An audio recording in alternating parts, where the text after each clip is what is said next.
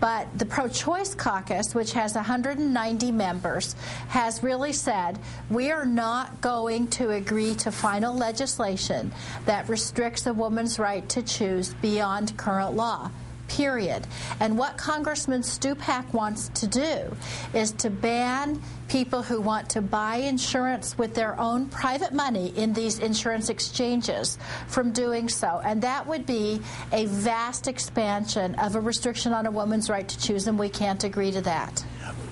Would the members of your caucus, if there was some deal struck with Congressman Stupak, if the final legislation looked more like things that were in the Stupak amendment than the version of the Senate bill, would those 190 members really vote against the ultimate health reform bill? Is that what you're saying? After Congressman Stupak passed his amendment in the House version, which said nobody could buy insurance in these exchanges with their own private dollars if it included abortion coverage, I circulated a letter, and the letter simply said to Speaker Pelosi, we are not going to vote for a final version of the bill if it restricts a woman's right to choose beyond current law.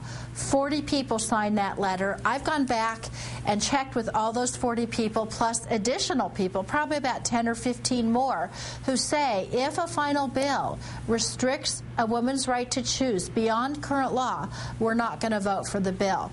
And so I think, we can't use this as a vehicle to restrict a woman's right to choose. History shows that if we pass a restriction on a woman's right to choose, we'll never get that back. And we think women should be entitled to have a full range of reproductive services under their insurance. They have it now. They can go out and buy insurance policies with their own money that gives them full reproductive services. We believe they should be able to get that under this bill, too. We don't think we should give up a woman's right to choose as the devil's bargain to get health care. Democratic Congresswoman Diana DeGette of Colorado, co-chair of the Congressional Pro-Choice Caucus. Thank you for your time tonight. Good to be with you. Thank you. It is my honor and absolute delight to now pronounce you, Robert and James, husband and husband. That was one of the first same-sex couples to get legally married in Washington, D.C. this morning. Also celebrating today, D.C.'s wedding industry, which is looking forward to a little localized economic stimulus, according to the Washington Post. The paper cites a study predicting that same-sex marriage will create 700 jobs and bring more than $52 million to the economy in the D.C. area. Not celebrating? The Catholic Charities of the Archdiocese of Washington, which responded to D.C.'s new law by taking away spousal benefits from all new employees, just to be sure they wouldn't have to give any to the gays. Welcome back. I'm Chris Hayes, in for Rachel Maddow, who has the night off. In his ongoing quest for relevance, Karl Rove has written a book, Courage and Consequence, My Life as a Conservative in the Fight. And to sell it, he's went on Today's Show this morning, where he tried to explain away the Bush administration's mishandling of Hurricane Katrina.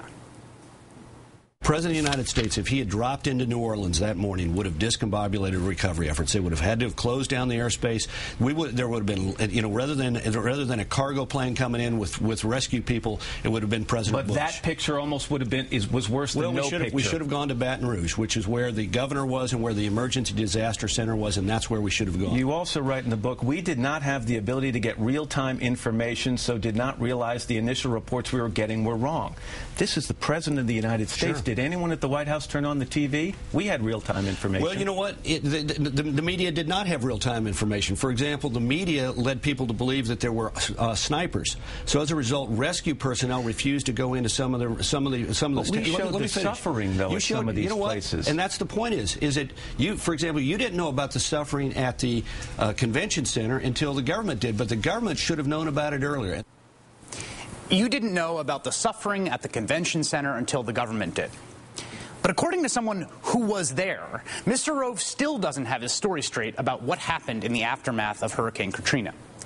NBC News photojournalist Tony Zumbada, who shot that terrible scene at the convention center exclusively for NBC News, told us today that it was NBC News that called then FEMA director Michael Brown to alert him to the scene there. Until that moment, Brown didn't know about the convention center. Joining us now is Wayne Slater, senior political writer for the Dallas Morning News and co-author of Bush's Brain, How Karl Rove Made George W. Bush Presidential. Thanks for being here. Great to be with you, Chris.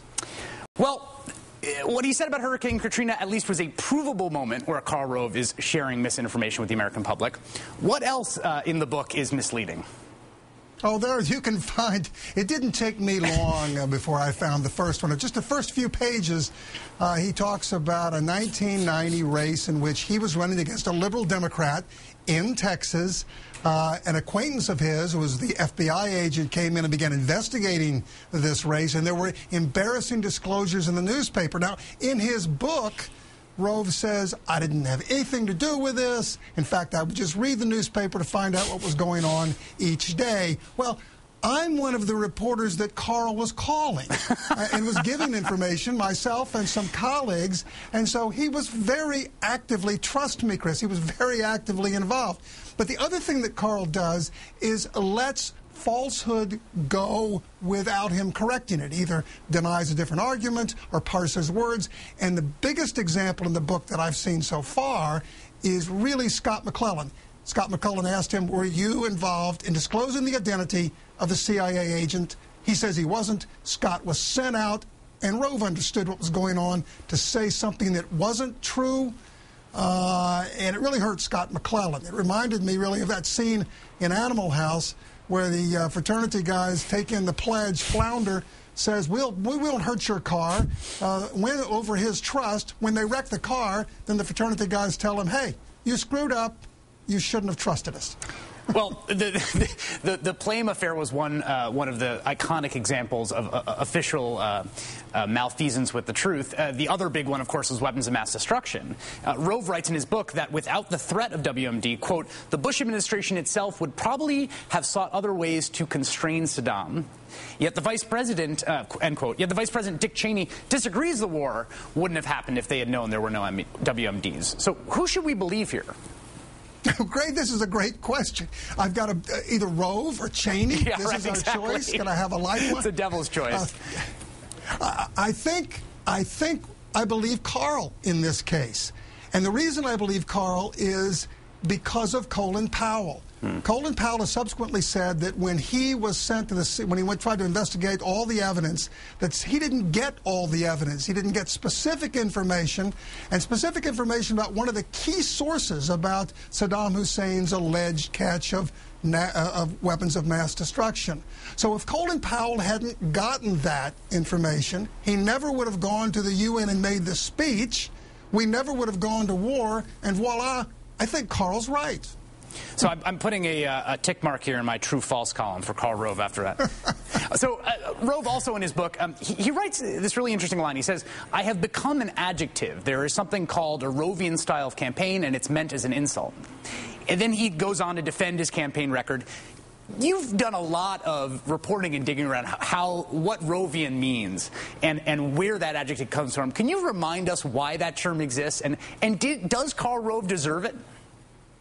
He absolutely deserves it. You know, it began years and years and years ago here in Texas in the late 80s and early 90s, and it became conventional wisdom among us, we political operatives and the political reporters, that when a campaign that Karl was involved with, when there erupted dirty tricks or some kind of interesting and underhanded episode, then it was the mark of Rove. That was what it used to be called 20 years ago in Texas. If you look at the entire history of Karl Rove, he began his career as a young Republican, as a college Republican, with Lee Atwater teaching dirty tricks at seminars. There were the smears against Ann Richards when she ran against George Bush, raising questions about her sexuality. In the same year, exactly the same thing with a judge in Alabama. You look at the South Carolina attack on John McCain, the Whisper campaign, and the swift boating of John Kerry. The same thing happened in every case. One, Karl Rove was the consultant. Two, he denied any responsibility for any of it. And three, Karl's candidates benefited. So I think the nature of the Rovian campaign is very well established. Wayne Slater, senior political writer for the Dallas Morning News and co-author of Bush's Brain, thank you so much for your time tonight. Great to be with you. Welcome back to the show. I'm Chris Hayes, sitting in tonight for Rachel. Now, when I agreed to guest host, I did it on one condition, that we would do a segment about Hill star and semi-professional partygoer Heidi Montag. And here I am. So, welcome to Montag Talk. Our inaugural segment finds the bizarre pseudo-celebrity world Heidi lives in strangely intersecting the one the rest of us occupy. Because today, Heidi is stumping for financial reform. Yes, Heidi Montag is putting her every bit of her substantial power as a kinda, sorta, somewhat famous-ish person into pushing for a consumer financial protection agency.